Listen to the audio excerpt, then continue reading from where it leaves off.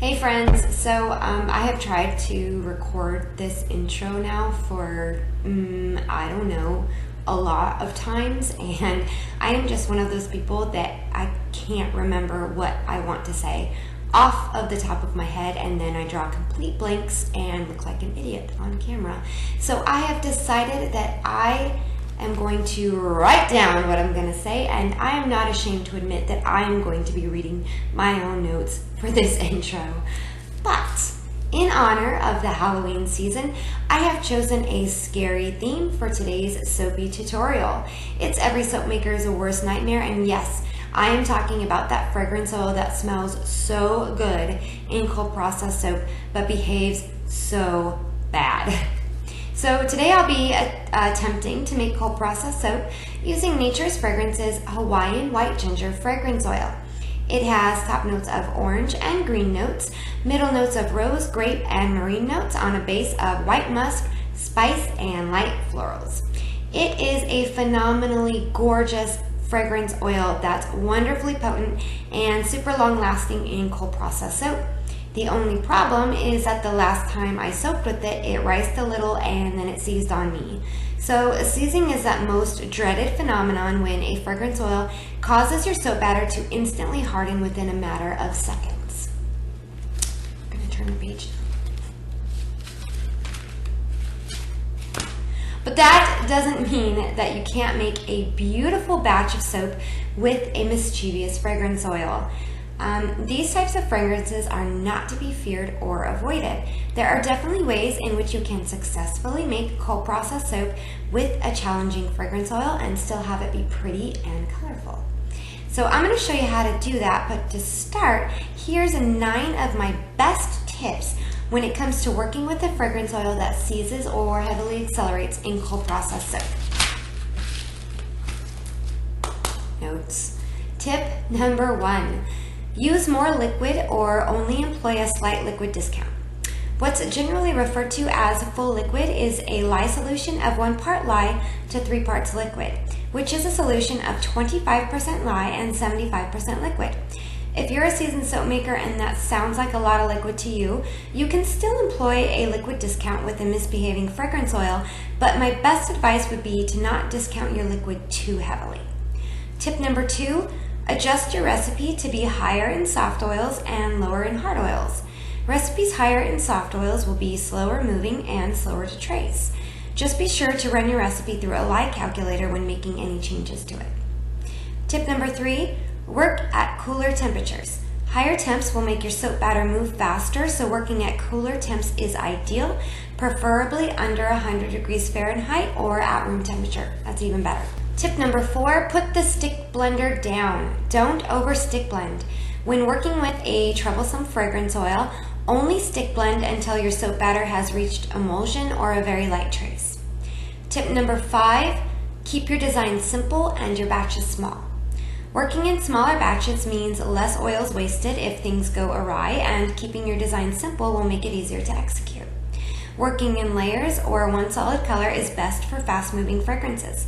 You can do straight layers, uneven layers, layers with microlines, or a single color, but most likely intricate designs and swirls won't be possible with a fragrance oil that seizes or heavily accelerates in cold process. Tip number 6. Don't add the fragrance oil until the very end right before pouring. Incorporate your colorants and or additives first, then hand stir your fragrance oil in last, being ready to pour immediately after you've stirred the fragrance oil in. Tip number 7, eliminate or reduce additives and ingredients which are known to speed up trace. Things like higher amounts of castor oil or hard butters, clays, titanium dioxide, and activated charcoal can all cause your recipe to move faster. Eliminating or reducing such ingredients can help your recipe stay more fluid for longer. Tip number 8, read reviews and or cold process test notes prior to working with a new fragrance oil to avoid any unwelcome surprises. Knowing how a fragrance oil behaves for others before working with it will help you to be able to troubleshoot and plan your design accordingly. And last but not least, tip number 9, don't despair. If a fragrance oil doesn't work out for you in one application, use it in another. Just because a fragrance oil might not behave in one medium doesn't mean it won't be awesome in another, such as lotions, body sprays, wax products, and more. If you don't know how to make another handcrafted item, this would be a great opportunity to learn. That way, you can still enjoy the fragrances that you love, and just be sure to check the fragrance's IFRA information prior to using it in another application. But this is a fragrance oil that I really, really love. It just so happens to be a little bugger in cold process soap, but I'm going to make it happen, hopefully, and I will show you how to do that. So stick around and let's make some cold process soap with a misbehaving fragrance oil that still smells pretty darn amazing. All right, so we are ready to make our soap using Nature's Fragrances. Let me grab the bottle here. Hawaiian White Ginger Fragrance Oil. This is such a beautiful fragrance oil, but at the same time, it's also a tricky one when it comes to cold process. So I am going to hopefully make a successful batch with this gorgeous floral fresh aroma, and I'll show you how to do that with a fragrance oil that speeds up or heavily accelerates or seizes or speeds up trace considerably. So, following my own tips from my little introduction that I did earlier, I am using more than my usual liquid amount. I have adjusted my recipe to be a touch higher in soft oils. We are working at room temperature, and I'm going to be doing a small batch. What I'm going to be doing is actually 2 batches in these little, I guess they're kind of test molds. They're miniature, tall, skinny molds. So yes, small batches and a simple design. So the design that we're going to be doing is a layer design where I have already weighed out my fragrance oil in the 3 layers that we'll be doing, and we're just going to work layer by layer, but I will show you that as we get to it. And I have also reduced my castor oil and have opted not to use any additives such as kaolin clay that could speed up trace in any way. But trust me, this is a fragrance oil that does not need a fixative. It is so wonderfully potent and beautiful and long-lasting in cold process soap. It doesn't need a kaolin clay slurry, so we're not using one today. So let's get started. First things first is I'm going to add my lye solution to my batch oils, and I am only going to stick blend until just past emulsion.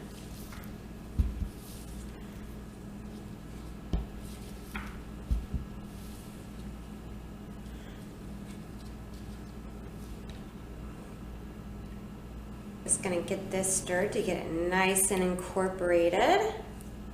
And for my lye solution, I did use aloe vera juice instead of water, but whatever you choose to use as your liquid is perfectly fine. All right, now to stick blend, but not too much. All right, so the batter is now just past emulsion, so I am going to get this split off into what will be my layers. So I am going to, each little batch that I'm making is going to be 3 layers, so I'm going to split this off into 6 different portions that will be our layers. All right, so I've separated my batch into, or my batter into what will be my layers, and I am just going to work 1 layer at a time.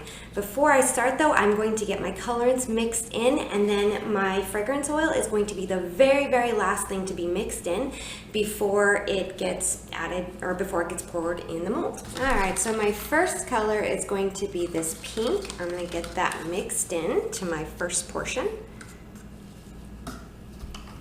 Everything's looking good, so now, I'm a little bit nervous, I'm not gonna lie. We're going to add the first portion of our fragrance oil that I have split off into equal amounts for each layer. So I'm gonna get this poured in, I'm gonna get it stirred quickly, and I'm not gonna hesitate to get it poured into the mold. Let me just bring this closer to view so you can see. There we go. All right, wish me luck, everyone. This stirred. As soon as it is completely stirred in, I am not going to hesitate to get this poured.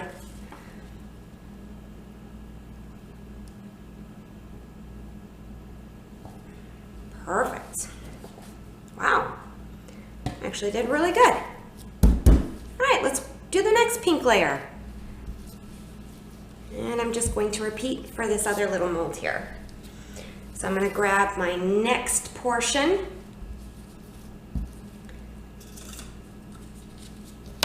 And we're going to add in some more of this pink mica. And now I'm going to grab another portion of this beautiful Hawaiian white ginger fragrance oil, and I'm going to pour that in. Get this stirred.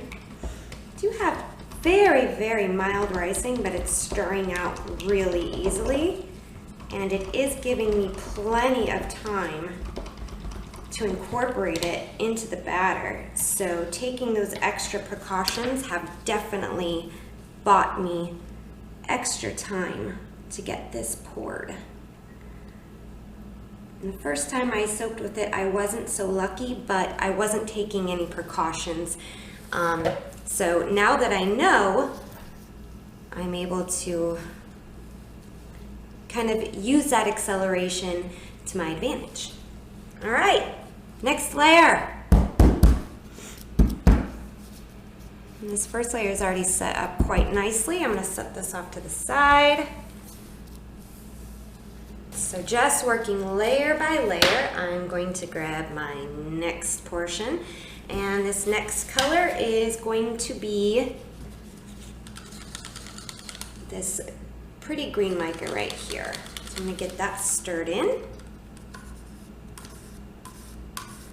And now it's time to add the next portion of my fragrance oil. Get that poured in. And stir it in really, really well, and then pour.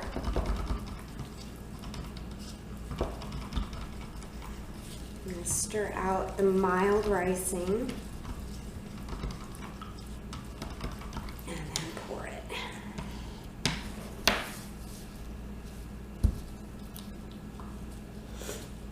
Bring this into view for you.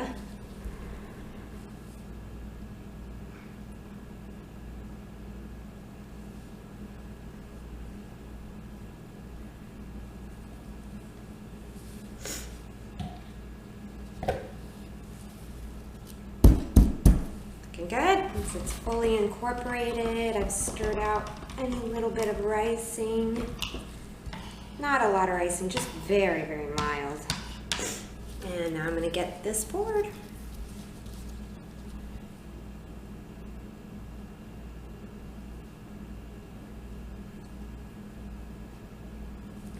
Beautiful. Give this a pat. All right, and the last layer. So again, my last portion of soap batter. Last layer, we're going to add this pretty purple mica. So again, stir in our color. And our portion of fragrance oil. Stir, stir, stir really well. And now it's nice and smooth, so I'm going to get this poured.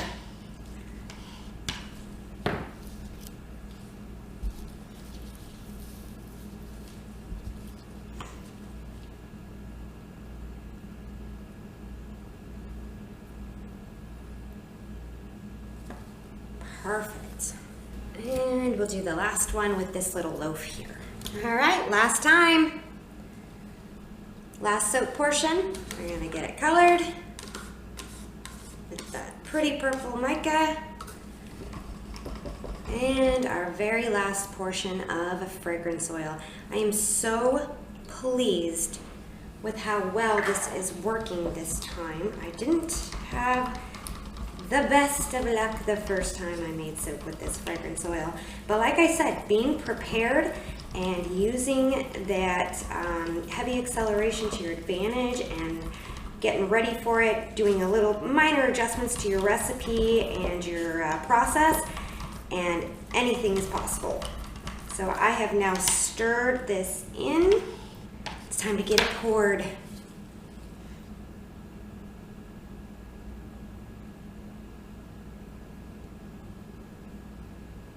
Beautiful. Just gonna give this a little tap, I should say, on the countertop. Get out any air bubbles. And there you have it. I was able to pour 3 beautiful, straight, colorful layers using a fragrance oil that is a little bit notorious for being a stinker in cold process soap. It smells absolutely lovely. My whole kitchen smells like a gorgeous white fresh floral. And from here, I'm just going to wait for this to set up. It won't take long. It's actually kind of set up already. But as soon as it's a little bit more set up, I'll come back and we'll put a pretty piped top on these as well. So I will see you back as soon as we're ready to do that. All right, well, I did not have to wait long for this soap to set up nice and hard. So it is time to get a nice, cute piped top frosting, or a frosted piped top on top of these little loaves. So let's get that started. I've already added a little bit of white mica colorant to my batch oils here, and I'm just going to add my lye solution. And for the soap frosting, I'm going to leave this unscented because this is a fragrance oil that just wouldn't work for soap frosting. But trust me, it's going to be a very fragrant bar of soap because it is a very fragrant fragrance oil. It is just such a gorgeous and potent aroma. It's just a wonderful fragrance oil, and despite the fact that it can be a little bit difficult to work with, there are definitely ways around that, as I've demonstrated, and so hopefully you'll be able to use some of these tips in your own soapy creations at home and be able to enjoy this beautiful fragrance in your own cold process batches. So let's get started with this soap frosting.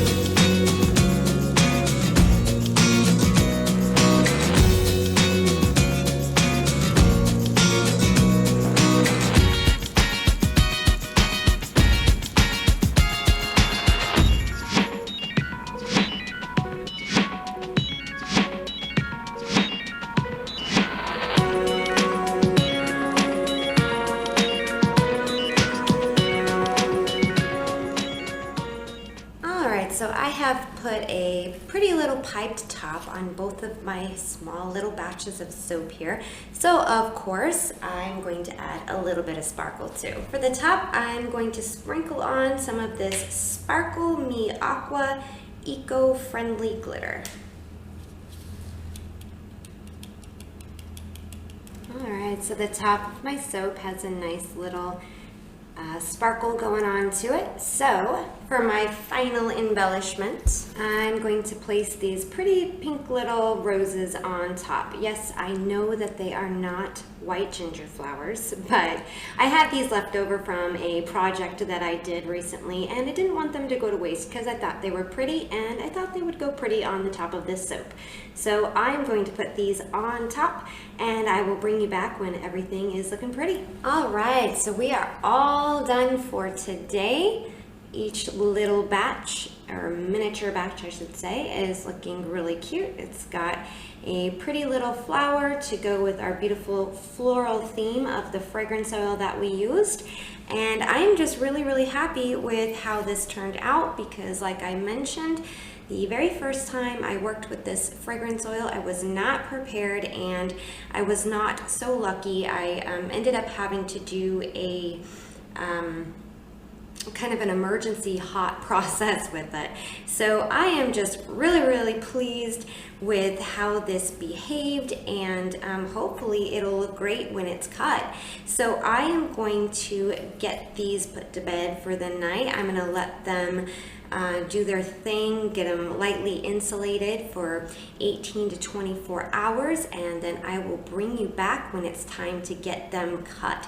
For the meantime, I'm just going to spray them with a bit of 91% rubbing alcohol to help prevent soda ash, and after that we are all finished for today. So I will see you guys back tomorrow for the cut.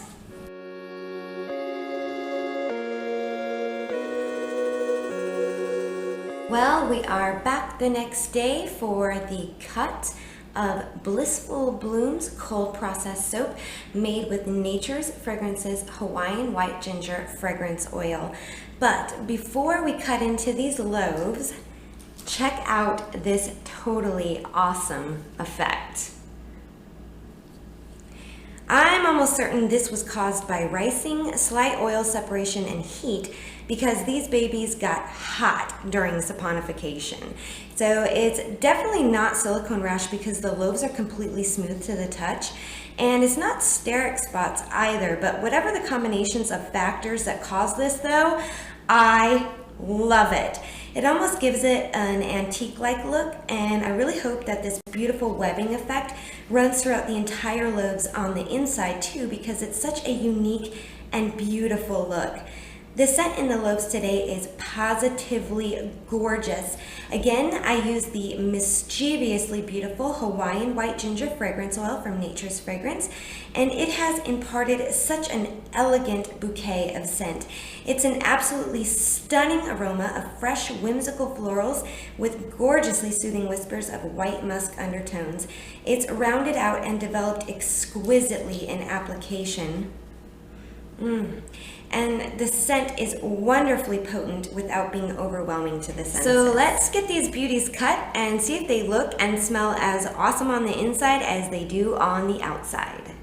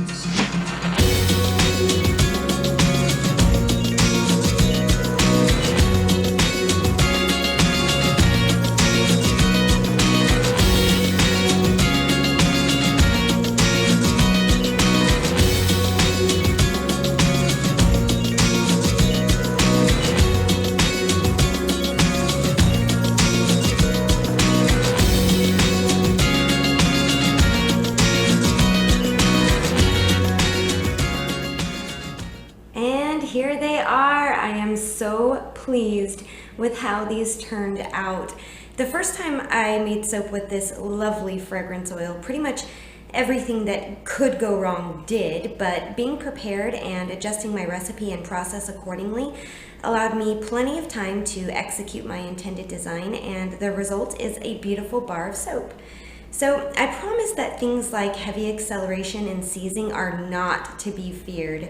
If you employ the tips I've shared with you, guaranteed almost any misbehaving fragrance oil can be tamed and produce a lovely and colorful bar of cold processed soap. If you'd like to try this exceptionally pretty fragrance in your own crafty creations at home, you can find Hawaiian White Ginger and other fantastic fragrances at Nature's Fragrance by visiting www.naturesfragrance.com. Until next time, thank you so much for watching. Happy Halloween and happy crafting, everyone. Bye.